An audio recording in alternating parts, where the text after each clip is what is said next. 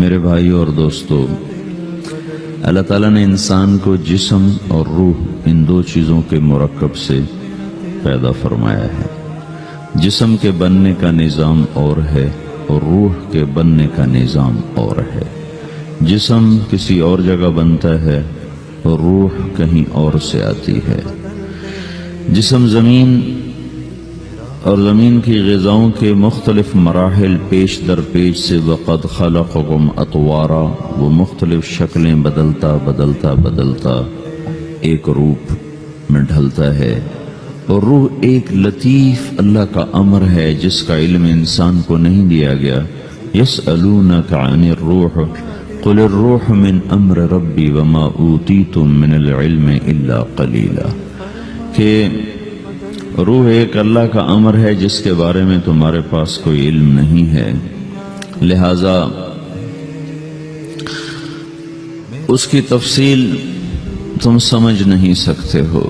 روح آسمان سے آتی ہے، جسم زمین میں بنتا ہے، پھر 4 مہینے بعد اللہ اس کو آپس میں جوڑ دیتا ہے، زندگی متحرک ہو جاتی ہے۔ روح ہی کے ساتھ زندگی کی بقا رہتی ہے۔ جب اللہ اس سے واپس نکال لیتا ہے تو سارے ٹائٹل ہٹ کر صرف ایک نام سب کو مل جاتا ہے، اور وہ میت کا ہوتا ہے۔ وہ حضرت مولانا ہو، وہ کوئی ڈاکٹر ہو، بادشاہ ہو، صدر وزیر ہو، سارے اعزاز ٹائٹل ہٹا کر اس پر میت کا لفظ مہر لگ جاتی ہے۔ اس میں سے کیا نکلا ہے؟ ہر چیز تو موجود ہے، اب یہ بولتا کیوں نہیں، اٹھتا کیوں نہیں، چلتا کیوں نہیں؟ اس میں سے روح نکل گئی ہے۔ روح ہمارے جسم کی اصل ہے، اسے نکال دو تو جانوروں کو بھی پتا ہے کہ اب یہ بے جان چیز ہے، چیونٹیاں کیڑے مکوڑے بھی اس کو کھانے لگ جائیں گے، جانور بھی کھانے لگ جائیں گے، زمین بھی اس کو گلانے لگ جائے گی، ہوائیں اس کو متغیر کرنے لگیں گی۔ روح انسان کے اندر ایک چلتا ہوا زندگی کا کارواں ہے۔ اسے جب اللہ واپس بلاتا ہے تو اللہ یتوفی الانفس حین موتها والتی لم تمت فی منامہا۔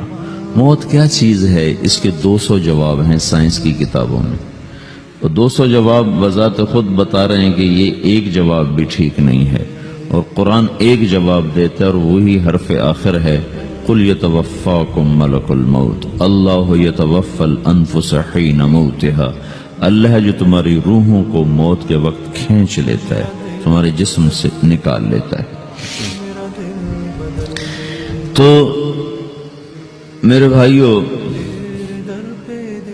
موت کے وقت انسان 2 کیفیت میں ہوتا ہے۔ کچھ لوگوں کی روح ایسی نکل رہی ہوتی ہے کہ ان کے رگ رگ میں وہ پھنس رہی ہوتی ہے۔ وَلَوْ تَرَى اِذْ يَتَوَفَّى الَّذِينَ كَفَرُوا الْمَلَائِكَةُ يَضْرِبُونَ وُجُوهَهُمْ وَأَدْبَارَهُمْ۔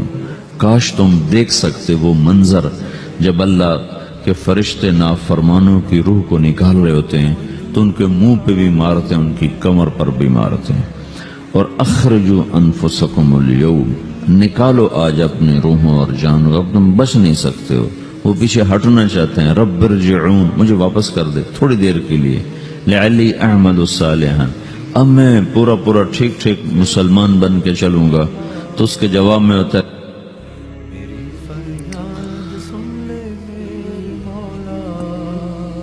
اور حدیث پاک میں آتا ہے کہ ملک الموت اترتا ہے، اس کے ساتھ 4 فرشتے ہوتے ہیں۔ وہ 4 فرشتے آتے اس کی پٹائی شروع کر دیتے ہیں۔ ابھی پرسوں یہ حدیث میں نے پڑھی ابن ماجہ میں کہ ملک الموت کہتا ہے ایتھا النفس الخبیثہ کانت فی الجسد الخبیث، اے خبیث روح جو خبیث جسم میں تھی، اخرج، باہر آؤ۔ اب وہ واپس تو ہو نہیں سکتا، اپنے آپ کو روک تو سکتا نہیں، تو وہ حیران پریشان خوف زدہ، تو اس کے جواب میں اس کو ملک الموت کہتا ابشری بحمیم وغساق وآخر من شکلہ ازواج، تیار ہو جاؤ خوفناک عذاب کے لیے اور کھولتے پانیوں کے لیے، کانٹے دار جھاڑیوں کے لیے، اور بے شمار عذاب کی شکلوں کے لیے۔ تو اس کی روح کو جب کھینچتے ہیں تو رگ رگ سے وہ کٹ کے نکلتی ہے، تو سارا وجود زیر و زبر ہوتا ہے، سکرات کا درد ساری دنیا کے دردوں پر حاوی ہے۔ جب اس کی روح نکلتی ہے اور اس کو لے کر آسمان پر چلتے ہیں تو دروازے پر پہنچتے ہیں تو اندر سے فرشتے پوچھتے ہیں کون ہے؟ کہتے ہیں فلاں فلاں کا بیٹا ہے۔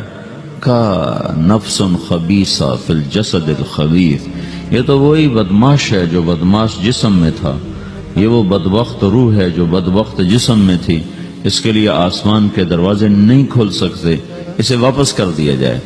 تو آسمان کے دروازے لا تفتح لهم ابواب السماء ولا يدخلون الجنة حتى يلج الجمل في سم الخياط، کہ ان کے لیے آسمان کے دروازے نہیں کھلیں گے اور ان کے لیے جنت کے دروازے نہیں کھلیں گے، پھر یہ وہاں سے نیچے گرائے جاتے ہیں جو اللہ کا قید خانہ ہے سجین۔ وما ادراک ما سجین کتاب مرقوم، وہ تمہیں خبر نہیں کہ وہ کیا خوفناک قید خانہ ہے جو اللہ تعالیٰ نے بنایا ہے، اسے وہاں دھکیل دیا جاتا ہے۔ پھر قیامت تک اس کے لیے انتظار کی گھڑیاں ہیں اور عذاب کی شدت ہے۔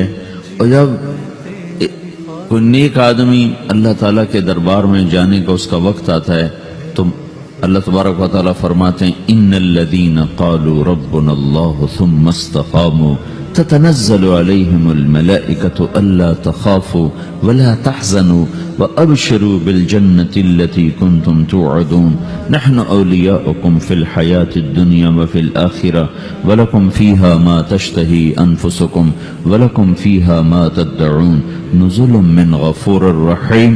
جب کوئی نیک مرد عورت کے جانے کا وقت آتا ہے تو اس کے لیے بھی فرشتے آتے ہیں اور آ کر اس کو خوشخبری دیتے ہیں اور آ کر اس کو تسلی دیتے ہیں کہ آپ غم نہ کریں، پیچھے والے بھی آپ کو مل جائیں گے، آپ خوف نہ کریں، آگے ساری منزلیں آپ کے لیے آسان ہیں، آپ کے لیے جنت بھی تیار ہے، رب بھی مہربان ہے۔ اور حدیث پاک میں آتا ہے کہ ملک الموت اور 4 فرشتے آتے ہیں، وہ 4 فرشتے اس کو سہلاتے ہیں، دباتے ہیں کہ موت کا درد اسے محسوس نہ ہو، اور ملک الموت فرماتے ہیں ایتھا النفس الحمیدہ کانت فی الجسد الحمید اخرجی، اے نیک روح جو نیک جسم میں تھی باہر آؤ، کیا کرو؟ وَأَبْشِرِي بِرَوْحٍ وَرَيْحَانٍ وَرَبٍّ رَاضٍ عَنْكِ غَيْرِ غَضْبَانٍ، آپ کو بشارت ہو آپ کے لیے جنت تیار ہو چکی ہے اور وہاں کی ساری نعمتیں آپ کے لیے میسر ہو چکی ہیں اور اللہ آپ پہ راضی ہو چکا ہے اور اللہ آپ پہ خوش ہو چکا ہے۔ اس پر اس کی روح کو نکالا جاتا ہے، پھر سارے فرشتے اس کو استقبال کے ساتھ جب آسمان پر لے جاتے ہیں تو اندر سے پوچھتے ہیں کون ہے؟ کہ فلاں فلاں کا بیٹا، فلاں فلاں کی بیٹی۔ کہتے ہیں نفس حمیدہ فی جسد حمید، یہ تو نیک روح تھی جو نیک جسم میں تھی، مرحبا بہ، اس کو ہم سب استقبال کس کا کرتے ہیں، اور ایک دم آسمان کے دروازے کھلتے ہیں، پھر وہ پہلا دوسرا تیسرا چوتھا سارے آسمان پار کرتا ہوا اللہ پاک کے عرش کے نیچے کے جا کر، مرد ہے یا عورت، وہاں جا کر سجدے میں سر رکھتا ہے اور اللہ تعالیٰ فرماتے ہیں ہاں اس نے ہمیں خوش کیا، ہم اسے خوش کریں گے، اور اس کو عافیت کے ساتھ وہاں آسمان میں، پہلے آسمان سے لے کر اللہ کے عرش تک یہ سب ویٹنگ روم بنے ہوئے جہاں اللہ اپنے اپنے درجات کے مطابق جنت والوں کو ٹھہراتا ہے، اور وہ انتظار گاہ ہے اور وقت ختم ہو جاتا ہے، لہذا انتظار کی جو تکلیف ہے وہ بھی ختم ہو جاتی ہے۔ وقت ختم تو انتظار کا احساس ختم اور ٹائم پہ گزرنے کا احساس ختم۔ تو جیسے اصحاب کہف کو اللہ نے غار میں داخل کر کے تو غار کے اندر سے وقت کو نکال کے باہر پھینک دیا، باہر 300 سال گزرے، اندر آدھا ہی دن گزرا تھا۔ وہ جب اٹھے تو وہ 25 برس کا نوجوان 350 سال کا ہو کے نہیں اٹھا، وہ 25 سال کی عمر میں اٹھا ہے، نہ ناخن بڑا ہے، نہ مونچھیں بڑی ہیں، نہ ان کی داڑیاں لمبی ہوئی ہیں، کیونکہ تو زندہ تھے، مر نہیں گئے تھے، تو زندہ کے تو بال بھی بڑھتے ہیں، ناخن بھی بڑھتے ہیں، لیکن وہ اس طرح اٹھے کہ 300 برس گزر گئے اور 25 برس کا نوجوان 25 سال کی عمر میں اٹھا ہے، 20 برس کا 20 برس کی عمر میں اٹھا ہے، اور وہ کہنے لگے کم لبثنا، بھائی کتنا ٹھہرے ہیں؟ کہ یومن او بعد یومن، لگتا ہے کوئی دن آدھا دن ٹھہرے ہیں۔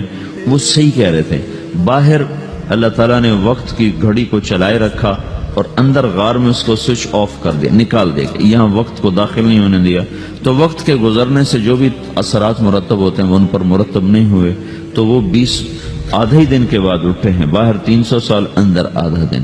یہی کچھ اللہ تبارک و تعالی برزخ میں کر دیتا ہے، وقت کو ختم کر دیتا ہے، گزرنے کا احساس نہیں ہوتا ہے. تو اس طرح میرے عزیزو، یہ دو موتیں ہر انسان دیکھتا ہے. جب وہ جنت کے فرشتوں کا استقبال دیکھتا ہے یا جہنم کے فرشتوں کی مار اور پٹائی کو سہتا ہے.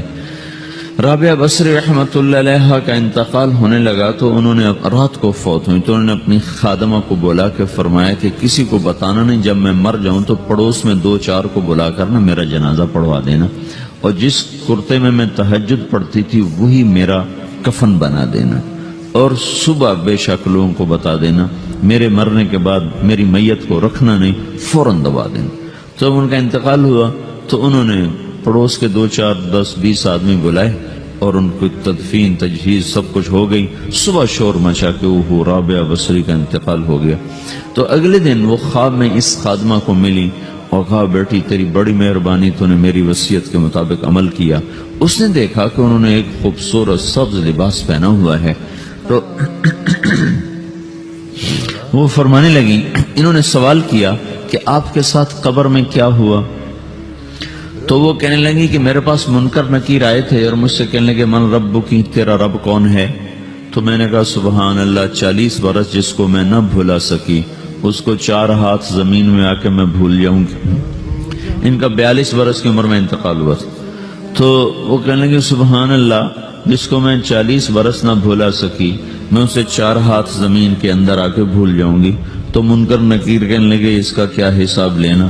پھر انہوں نے پوچھا کہ وہ آپ کا وہ کرتا کہاں گیا تہجد والا جس میں آپ کو کفن دیا تھا؟ کہا وہ اللہ نے مجھ سے لے لیا ہے اور میرے اعمال کے خزانے میں رکھ دیا ہے. قیامت کے دن میرا وہ کرتا بھی میرے ترازو میں تولا جائے گا اور مجھے یہ لباس پہنایا ہے جو جنت کا لباس ہے. یہ بھی ایک موت ہے. اس طرح بھی لوگ مرتے ہیں. اور دوسری بھی ایک موت ہے، ہمارے علاقے کی بتا رہا ہوں، اپنے علاقے کی. ایک ذمہ دار مر گیا، اس کی قبر کھودی، ساری بچھوؤں سے بھری ہو، ایسے جیسے چیونٹیاں پھر رہی ہوتی. تو انہیں وہ بند کر کے دوسری کھودی، ساری بچھوؤں سے بھری ہوئی. پھر وہ بند کر کے تیسری کھودی، ساری بچھوؤں سے بھری ہوئی. قبرستان میں اتنے بچھو کہاں سے آ گئے؟ یہ زمین کے بچھو نہیں ہے، یہ آخرت کی بلائیں ہیں جس کے ساتھ اب اسے قیامت تک رہنا ہے اور گزارا کرنا ہے. تو یہ 2 طرح کی موتیں روزانہ لوگ مرتے ہیں، روزانہ لوگ مرتے ہیں. جب نماز کا وقت ہوتا ہے ملک الموت ساری دنیا کا چکر لگاتا ہے اور دیکھتا ہے کون پڑھ رہا ہے کون نہیں پڑھ رہا، کون پڑھ رہا ہے کون نہیں پڑھ رہا. جو نماز کی پابندی کرتا ہے اس کی موت آسانی سے ہوتی، جو نماز میں غفلت کرتا ہے اس کے ساتھ موت کے وقت شدت اور سختی اختیار کی جاتی. تو بھائیو، یہ ایک جسم میں ایک روح ہے. روح باقی رہنے والی چیز ہے، جسم مٹ جاتا ہے، پھر اللہ سے قیامت کے دن نیا جسم عطا فرمائے گا، ایک نیا جسم دیا جائے گا. روح وہی ہے جو اللہ کے خزانوں میں جمع ہو جاتی ہے. نافرمان کی سیاہ کالی روح ہوتی ہے، فرما بردار کی روشن چمکدار روح ہوتی ہے. تو اللہ نے کچھ تقاضے جسم کے رکھے ہیں اور کچھ روح کے رکھے ہیں. جسم کے تقاضے پورے نہ کرو تو یہ پریشان ہو جاتا ہے، روح کے تقاضے پورے نہ کرو تو یہ پریشان ہو جاتی. روح کی پریشانی جسم سے زیادہ ہے چونکہ روح کی طاقت جسم سے زیادہ ہے. جسم مٹی سے بنا ہے، اس کی غذا بھی مٹی سے نکلتی ہے. روح آسمان سے ہے، اس کی غذا بھی آسمان سے ہے. روح کا تعلق جب تک اللہ سے نہیں جڑتا اس سے بھوک اور پیاس لگتی رہتی ہے. جسم کو جب تک روٹی اور پانی نہ ملے یہ تڑپتا اور پریشان رہتا ہے. جیسے اللہ تعالیٰ نے ہمارے جسم میں روٹی اور پانی کی طلب کو بے ساختہ رکھ دیا ہے. میں بیان کے دوران بھی پانی پی رہا ہوں، آپ دیکھ رہے ہیں کہ میرا حلق سوکھ جاتا ہے، مجھے طلب محسوس ہوتی ہے پانی. حلق سوکھتا ہے پانی کی طرف بھاگتے ہیں، بھوک لگتی ہم روٹی کی طرف بھاگتے ہیں. یہ ایک ایسا اندر میں آٹومیٹک سسٹم ہے کہ ہم اس کو آف نہیں کر سکتے. یہ سوتے سوتے بھی بھوک کی وجہ سے آنکھ کھل جاتی، سوتے سوتے پیاس کی وجہ سے آنکھ کھل جاتی ہے. یہ ایسا خود اللہ تعالیٰ نے ساختہ نظام بنایا ہے کہ آپ اپنے جسم میں روٹی اور پانی کی طلب کو نہیں نکال سکتے. میرے عزیزو، ٹھیک اسی طرح اللہ نے انسانی روح میں اپنی طلب رکھ دی ہے. اور اپنے رسول کی طلب رکھ دی ہے۔ یہ دو طلب ایسی ہیں کہ یہ آپ کے جسم روح سے نکل نہیں سکتی۔ جیسے بھوکا روٹی نہ کھا لے، پیاسا پانی نہ پی لے، اسے چین نہیں آ سکتا، وہ روح جو اللہ اور اس کے رسول سے نہ آشنا ہے، جب تک وہ وہاں تک پہنچ نہیں جاتی اسے چین نہیں آ سکتا، اس کا اندر پریشان رہے گا۔ 1997 میں جب جنید جمشید سے میری پہلی ملاقات ہوئی تو اس نے مجھ سے یہ سوال کیا کہ مولوی صاحب، ایک پاکستانی نوجوان جس گلیمر کو خوابوں میں دیکھتا ہے، وہ گلیمر تو مجھے زندگی میں ویسے ہی حاصل ہے، میرے چاروں طرف زندگی کا رقص ہے، اور میری زندگی کی ہر خواہش، ہر تمنا پوری ہے، اس کے باوجود میرے اندر اندھیرا ہے، میرے اندر خلا ہے، مجھے لگتا ہے میں وہ کشتی ہوں جس کا کوئی ساحل نہیں، جس کی کوئی سمت نہیں۔ www.dasquran.com تو ایسا نہیں ہونا چاہیے۔ ایک عام لڑکا تو کہتا ہے ہائے کاش یہ ہوتا، اس کو وہ نہیں ہو رہا تو پھر وہ پریشان ہے، ہائے یہ ہوتا، ہائے وہ ہوتا۔ تو میں تو ہائے نہیں کرتا ہوں، میری تو ہر لذت اور خواہش میرے سامنے تشتری میں سجا کے پیش کی جا رہی، میں کیوں ایسا کر رہا ہوں؟ میں ہائے ہائے کیوں کر رہا ہوں؟ میرا اندر ویران کیوں ہے؟ میرے اندر میں خلا کیوں ہے؟ یہ وہی خلا ہے کہ وہ روح کی پیاس کو شراب میں بجھانا چاہتا ہے، وہ روح کی پیاس کو لڑکی میں بجھانا چاہتا ہے، وہ روح کی پیاس کو موسیقی سے بجھانا چاہتا ہے، وہ روح کی پیاس کو دنیا کی رعنائیوں میں 5 اسٹار ہوٹلوں سے بجھانا چاہتا ہے۔ روح کیا جانے روٹی کیا ہے، شراب کیا ہے، پانی کیا ہے، عورت کیا ہے، موسیقی کیا ہے، گھنگرو کیا ہے، پائل کیا ہے، چھنکار کیا ہے، روح کو ان چیزوں کی کیا خبر؟ امریکہ میں ہماری ایک جماعت تھی تو 4 لڑکیاں 2 لڑکے مسلمان ہیں، تو ایک لڑکے کا نام رکھا تھا ابراہیم، اور اس کو جب پڑھایا نا کلمہ، انہوں نے کہا ہائے، انہوں نے کہا ہائے، اور دونوں ہاتھ یہاں رکھے سینے پر، دل پر، کہا ہائے۔ تو ہمارے ساتھی ہیں ڈاکٹر اختر، وہ کہنے لگے کیا ہوا کیا ہوا؟ کہنے لگا جب سے ہوش سنبھالا یہ جگہ خالی تھی، یہ تیرے کلمہ پڑھانے پر بھر گئی ہے کہ میری خوشی سے ہائے نکل گئی۔ یہ جگہ خالی رہے گی، یہاں شراب نہیں پہنچ سکتی، یہاں نغمہ اور موسیقی نہیں پہنچ سکتی، یہاں تالے لگے ہوئے ہیں، یہاں تک کوئی آواز نہیں جا سکتی۔ دل کے تاروں پر ایک ہی نغمہ چڑھ سکتا ہے، اور وہ اللہ کی یاد کا ہے، اور اللہ کی محبت کا ہے، اور اللہ کے رسول کی محبت کا ہے۔ باقی کوئی مضراب ایسا نہیں جو ان تاروں کو چھیڑ سکے، باقی کوئی چیز، آواز ایسی نہیں جو دل کی دنیا پر جا کر دستک دے سکے۔ یہاں بند دروازے ہیں، یہاں صرف اللہ پہنچے گا، اللہ کے رسول کا تعلق پہنچے گا، باقی کوئی چیز یہاں نہیں جا سکتی۔